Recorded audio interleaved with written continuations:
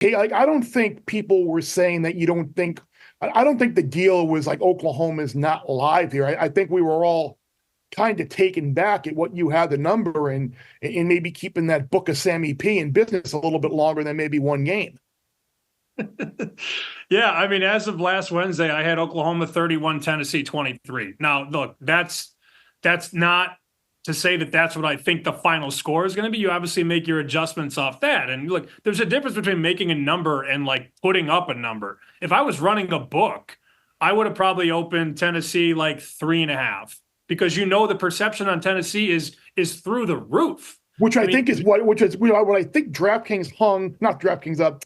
One of the other books actually hung an opener, I think 2.5, and a look ahead Tennessee minus 2.5. So that number, you're right on with that. Yeah, well, and then I wasn't talking about you guys. I was talking about, like, I think some Rocky Top message board got a hold of that clip. I think our producer Sully dropped the clip on the message board. Yes.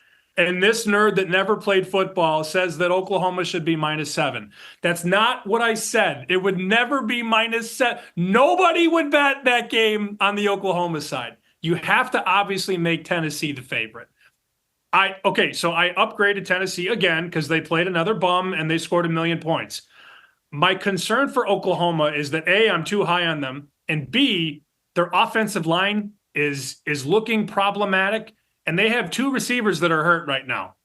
Bear, you also have talked about Jackson Arnold for what feels like a month now, and he has not been as good as advertised. And remember, Will and Geoff, this was a quarterback that got Dylan Gabriel out of Norman.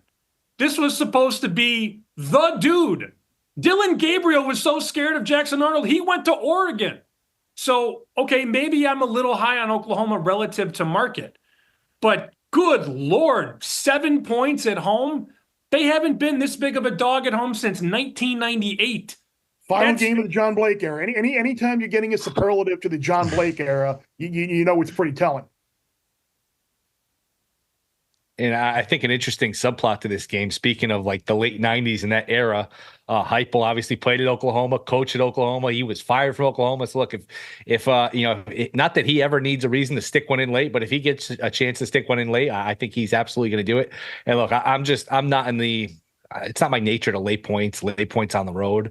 That being said, I want no part of Oklahoma for all the reasons Sammy detailed. The offensive line, I don't think these are great weapons with Oklahoma. And remember now, we're talking SEC speed, SEC, front four with Tennessee, where, man, if you have offensive line issues, that's not the team you want to face.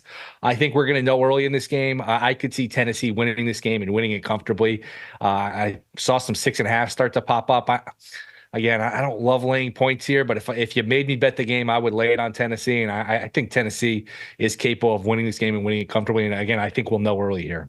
Yeah, you're looking at Oklahoma. It's a team that's averaging 4.86 yards per play, 116th in the country. Like, they're 116th. Florida State is 118, and Wisconsin is 119. So that's the type of company that this offense is keeping right now. And we were on Tulane last week, and it was probably the right side in the game. They had the ball down 5 mid-4th quarter and couldn't cover 13.5. So sometimes you're on the right side and you lose, and sometimes you're on the wrong side and you win. And I think we probably had the right side in Tulane. They just couldn't get it there. That third and 11 scramble from the 24 with Arnold, and he scored the touchdown. That was just an absolute killer. But yeah, I'll talk a little bit more about this game in the best bet segment as well. But yeah, I don't think this is to a point, Geoff, where I want to get too heavily involved in the side, but I do have a thought on the total later.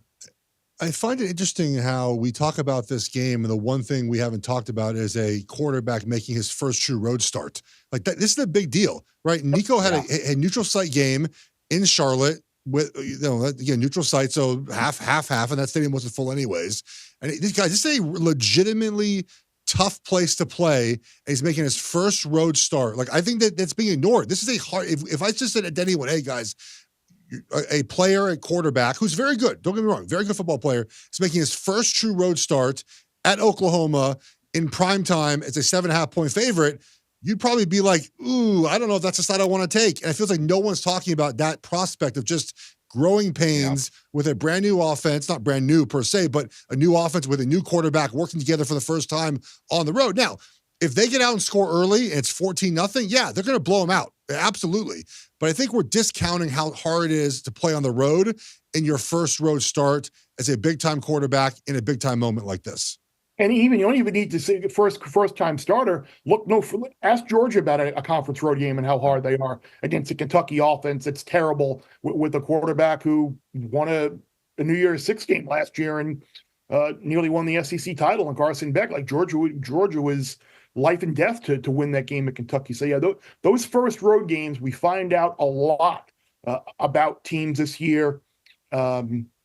And we're going to find out about another team, I think, in USC a little bit this week. Yeah, they had the neutral site game like Tennessee did in the neutral site game in Vegas against LSU. But now you look at USC going on the road to Michigan. Obviously, I don't think we think very highly of the Michigan offense, and certainly their defense is doing things a little bit differently this year, blitzing a little bit more than what they did last year with the personnel that they have. Maybe it doesn't fit what Wink really wants to do, but he's trying some different things. Bear Bets full episodes drop twice a week right here on the Bear Bets YouTube channel. Remember to subscribe to stay ahead of the odds, and let's celebrate all of our wins together.